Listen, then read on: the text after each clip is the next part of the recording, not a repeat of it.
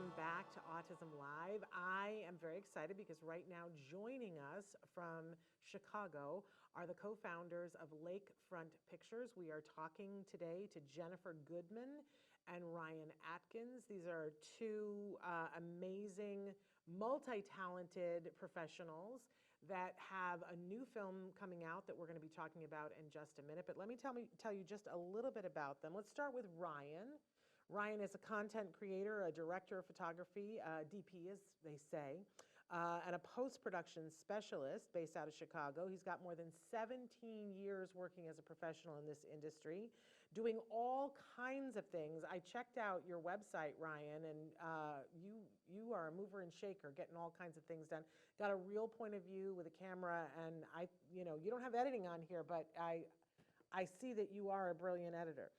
So, and has worked for so many different entities. If you are a business looking for any kind of production, Ryan is a great person to talk to. He's worked for Northwestern University, the University of Chicago, Ashland University, 𝗟𝗶𝘃𝗀𝗧 Pizzeria, not to be outdone, the Chicago Fire Department, Make-A-Wish, and many, many more, creating anything for them that they need to have done. So we're excited that he is here. I watched your narrative reel and it was very exciting, Ryan. So excited to have you here. And in 2018, Ryan co-founded Lakefront Pictures with the fabulous, talented Jennifer Goodman, who is sitting right next to him. And we're going to talk a little bit about their partnership in this. But Jennifer is a producer, writer, actress who has lots of hyphenates in her description, and Jennifer identifies as being neurodiverse, which is very near and dear to all of us. And she also has spent 18 years in the industry doing all kinds of things, including a pilot that she wrote called 𝗟𝗏𝗃𝗲, wrote and I believe starred in, is that correct? Yes.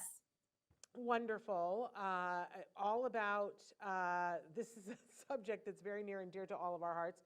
I believe it's about a lawyer who identifies as being on the autism spectrum, a woman, yes? It's a detective. A detective. Police officer turns into a detective, okay. yeah. A detective. I'm sorry, I thought lawyer, and I was really thinking of all the shows now that That's everybody's the unseen. Okay, there we go.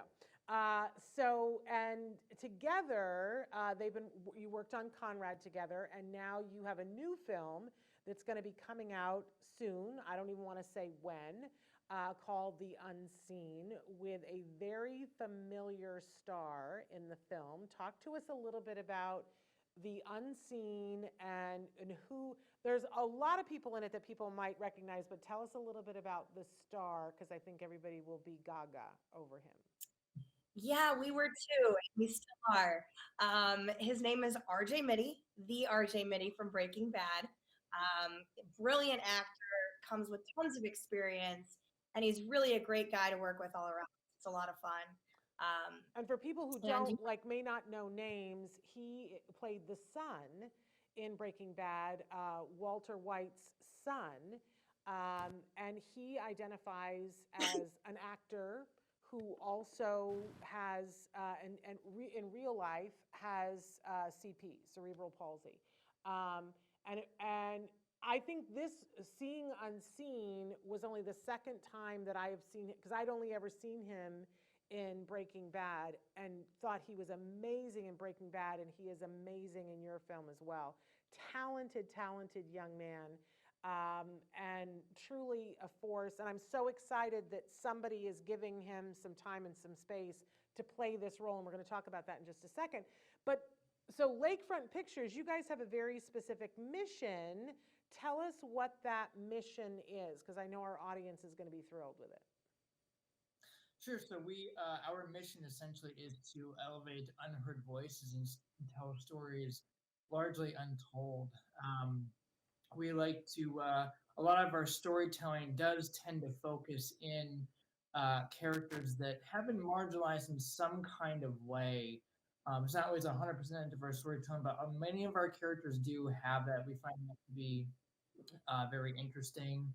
And it all started with the Conrad character, 𝗟𝗏𝗃𝗲𝗏, which Jen played, and then The Unseen has 𝗟𝗏𝗃𝗲𝗏's character who does have cerebral palsy in the story itself. And, this film, I guess we're calling it a supernatural horror thriller. Are those the right words? That's exactly correct. This is not necessarily my genre, I'm going to tell you, because I am like the person who is the most afraid of everything. So I wasn't sure if I had the words right.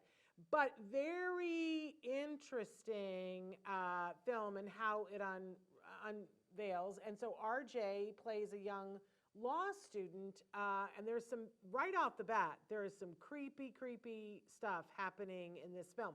But this is all directly from your mind, Jennifer. You do not look like someone who is focusing on very creepy stuff. What's that about? It's so funny that you say that. I'm really drawn to crime dramas. Some of the shows that inspire me is like Homeland, Blacklist, Law and Order. I've always just been mesmerized by these heroic women, female characters. And, I wrote Conrad and I had some crime in it and, really loved sinking my teeth into getting things like that and having that female, character.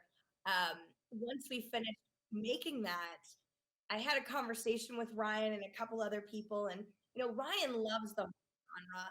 Ryan's really big into The Conjuring, and there's some really gritty movies that he's really into, and that was kind of a discussion that we had, as not only what we can do next, but what really attracts audiences, and horror and thriller is just that. So I had to transition my mindset and kind of open my ideas to what was interesting to my team. And so I built around that, but I still got some crime drama in mind. Okay. And well, there are elements of crime drama, in this film. So, you weren't too far from your home. I'm really curious about, so here you are, you guys are working professionals trying to make things happen in the entertainment industry, which is hard enough for anybody. But you also identify as being neurodiverse, Jennifer, and I'd love to know and talk a little bit about what challenges that might present as you keep, because it seems to me like you're killing it. Like you've already, done a pilot for something in which you wrote and starred. Hello, not too shabby, right? And now you guys have a feature film that a lot of exciting things are happening around. Like, how difficult has this been? And is there anything about being neurodiverse that's been especially difficult? And Ryan, is there anything you want to talk about, what it's like working with Jennifer? And if there are any things that you guys have had to negotiate, to make things jive? Yeah, well, those are good questions. For one, I will say that when I was putting Conrad together, there was a lot of Jen, this isn't how it works, and me being very adamant about me wanting to do it the way that I was comfortable with. And I had to quickly learn a lot about adapting and get more. It's hard because as someone who is on the spectrum, I see things from my own perspective very well, but I have a very hard time seeing it from the other perspective. And it's challenging for many people because I am super bubbly, I have a big personality, and I'm very committed to what I do. Like, you give me a task, I am bulldozing through. And that's just it. Some people don't really know how to adapt to a very fervor personality. And so I've had to learn to take a step back a lot. And I will say that it's been very challenging.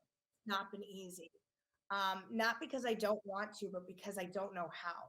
So like people will say things, we need you to not do A, B, C, and D. And I'm like, I don't know what that means. Yeah. And so that can be challenging for people, especially when you work in close, intimate quarters. But the support that I've seen and the passion and drive very similar to the team. So when the barriers are broken down and I'm able to really connect to what's being asked of me or said, I'd say that the world is our oyster and we've really been able to collaborate pretty magically. I've built some long-lasting friendships through the projects I've done, and it's been nothing but illuminating for my life. And so my hope is it is for them too. But Well, I mean, what you're describing is being persistent, which in the entertainment industry is a plus. So that kind of attitude of, we're going to move forward is almost essential in the entertainment industry. But I'm sure it's hard sometimes. Ryan, do you ever have to like negotiate something with her where she's being persistent and you have to, like, do you have a code word? my mom does. Every hour of the day we are in. No, I would say the biggest thing that for me that has helped in the overall collaborations has been, one is just what autism is, and then understanding the different levels of it, and then what level she experiences. Because if you understand what someone's going through, you can kind of work with them with that in mind. And so for me, I've always kind of done things the way that was kind of best fit for me, or I learned when I was in school. Jen never went to school for it. She did a form of it, which is theater, which is the performing arts. But I would say that it just takes very clear communication, making sure that things, if you can't have things written down, to make sure that someone didn't, misunderstand, things of that nature. That really, who wouldn't that be helpful to on a production? Because a lot of things need to be written down. You don't have a sheet. ADs do not just, they used to call people for availability, but that is a benefit that written down communication is definitely there. Negotiation, yeah, does she and I see things differently sometimes? Absolutely, but I would say that the primary goal is usually always the same. It is creating the very best for the project. We want the best for each other, and so And for the team. yeah, but no, obviously, absolutely. In fact, sometimes we are doing so much work for the team that we don't end up doing it for ourselves, and so I would say that little mini negotiations, nothing unlike what any other like what you might have in a relationship, but I would say that her being on the autism spectrum is a beautiful. It's beautiful in that the idea that she brings is often not always something that you and I might think of initially. And she gets these ideas super quick when you and I might be, banging our heads against the wall. This isn't working out. What's going on? She just kind of gets it. And so there's a lot of benefit, but there's definitely challenges to work through, just like with anyone else. Yeah, but what I love hearing you say, Ryan, is that it is about perspective taking. And I think that a lot of neurotypical people miss that part. They feel like other people need to Right. fit themselves to them and miss the part about how about if I think of it from their point of view, what it's like for them. Right. And slowly, And maybe we'll re-educate the neurotypical world to be able to do that. But it's wonderful that that's how you see it. And Jen, how amazing that you have a partner, that anybody could have a partner that involves, that says, I'm going to think of what it's like for them. That's a rare treat. Let's talk a little bit about this film, because you guys had a big announcement that came out at the beginning of February. Tell everybody what you got cooking with this film.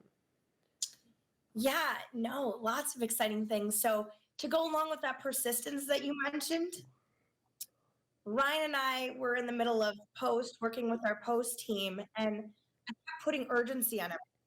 I kept putting deadlines, and him and our director, Vince, kept saying, these things take longer. And I was like, I know, but we got to get to the AFM, and we got to do this, and we got to get distribution. And they were like, whoa.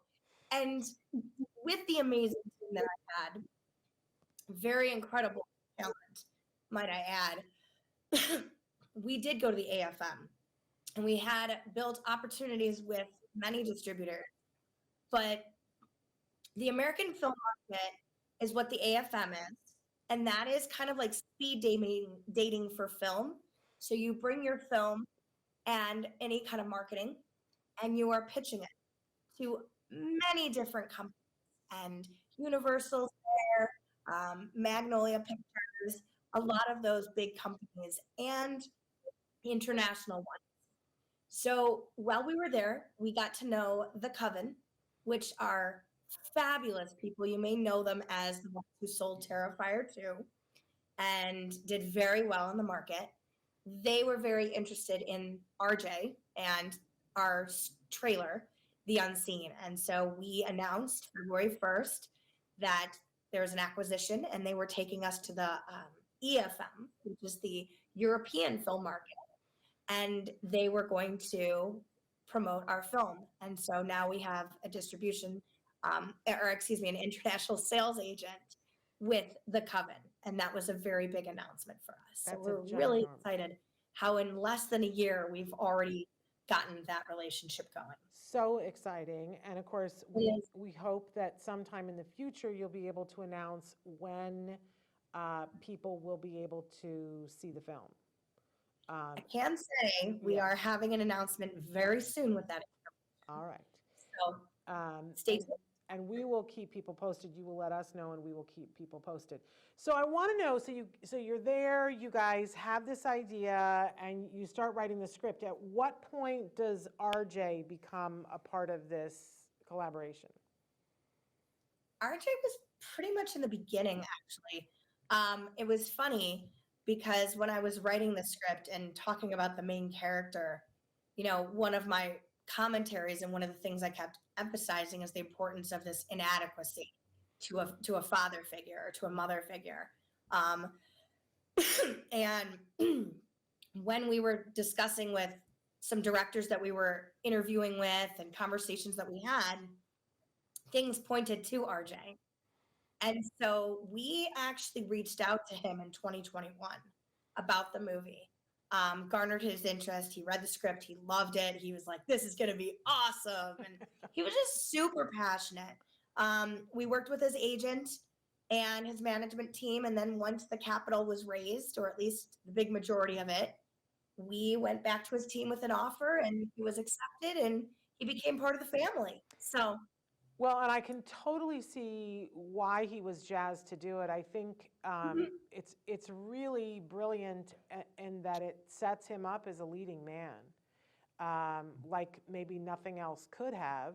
And I, for one, really appreciate it, and obviously we don't want to give too much away, but I appreciate the fact that, you know, you're talking about this thing about how he feels inadequate to his dad, but I felt like it really could have been played by a lot of different actors who maybe didn't have already this physical thing that they were dealing with. It was really secondary, and you didn't beat us over the head with it, and I super appreciated that.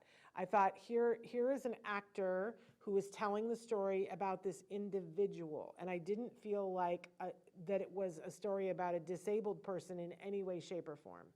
And I really appreciated that.